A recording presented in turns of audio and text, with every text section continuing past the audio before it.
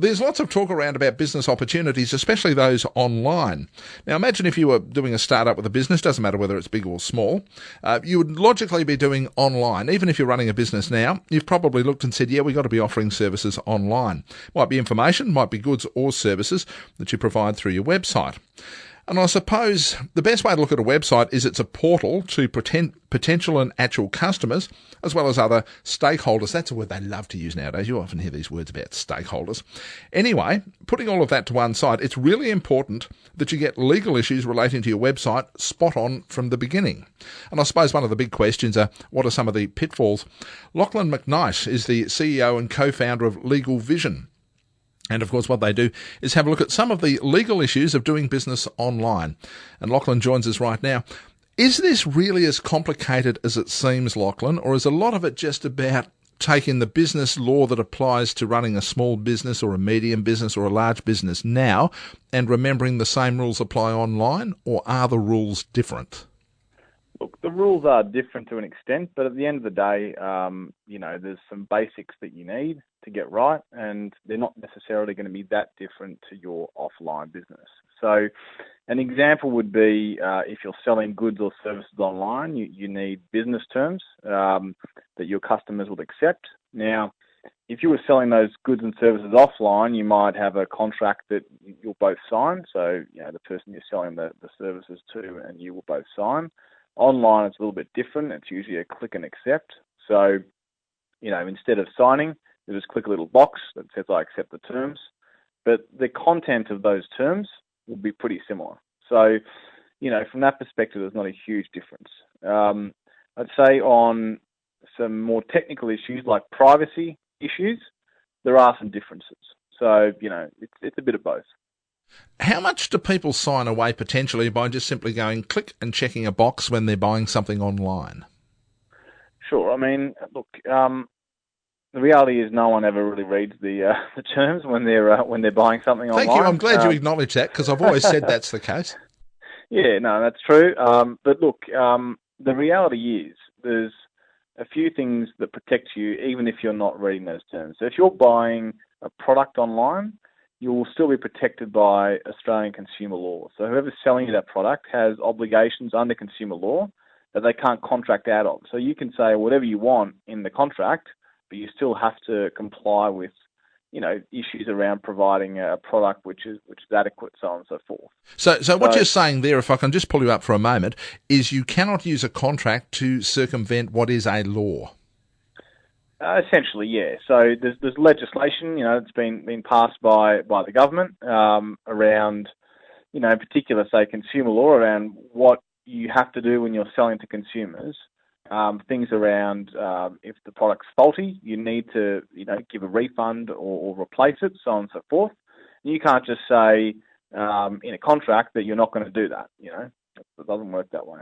Well, I suppose the other interesting question that comes out of all of this is when you start to buy things online or sell things online overseas, do you bring other laws into play? For example, if a consumer buys something overseas, do they have the same legal rights as somebody who buys the same product within Australia? Not necessarily. So, if you're going on a US website and purchasing whatever it may be, potentially services. If it's a marketplace, you're getting some services from a US-based website. You're going to enter into US law terms, and they'll actually be either Californian law or Delaware law. There'll be state-specific terms, and the laws in those states, territories, or countries are obviously going to be different to Australian law. So you do have less protection. Let me paint a scenario. You buy something from the United States. What you're buying from the United States circumvents their law, but is perfectly legal in Australia. Could you be prosecuted from overseas? It starts to get a little bit technical. It depends. It depends on the particular product or good that you're buying. But yes, there is that potential. If you're breaching the laws of a foreign country, even if you're doing it online, you could potentially, be prosecuted, yes. What sort of recourse would you have against people who, let's say, for example, you didn't get the goods that were described, you bought them from a retailer overseas, they arrive and you think, no, this isn't what I ordered, in fact, this wasn't even what was described online. You then go back to the person and they go, oh, well, too bad, so sad.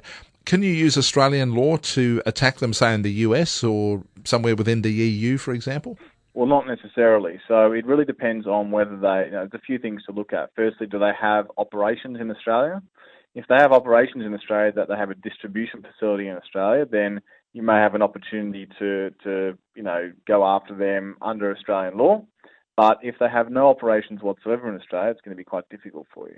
Besides anything else, it's going to be costly for you, and it's not going to be worth it because generally, you're not going to be purchasing anything hugely expensive goods. Yeah, of great value. Now, one of the things you specialise are the legal issues related to doing business online. What's the most common trap that people fall into, and they're arguably quite unaware of it? Yeah.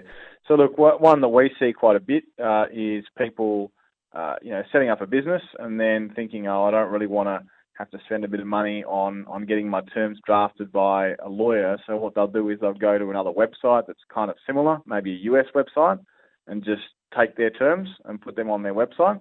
So what they end up with is potentially US law terms rather than Australian law terms. So that's something that we do see a bit of that we have to fix up. I think the second thing is, and particularly the law changed in March of last year in relation to privacy. So there's obligations on quite a number of small businesses, if you're operating online, to disclose what you're doing with private information. So if you're collecting customer information, you need to tell them what you will do with that information. And that's something that people need to be aware of, definitely. Even though there's a very great chance the customer's never read the terms and conditions to know that in the first place. Now, what about state-to-state issues? Let's say, for example, I've got a small business, I've set it up here in Perth, and I'm selling it around the country, and a lot of clients are in New South Wales, Victoria, Queensland, Tasmania, South Australia, etc. Are there state-to-state issues where, for example, something that's okay in West Australia is not okay in New South Wales, for example?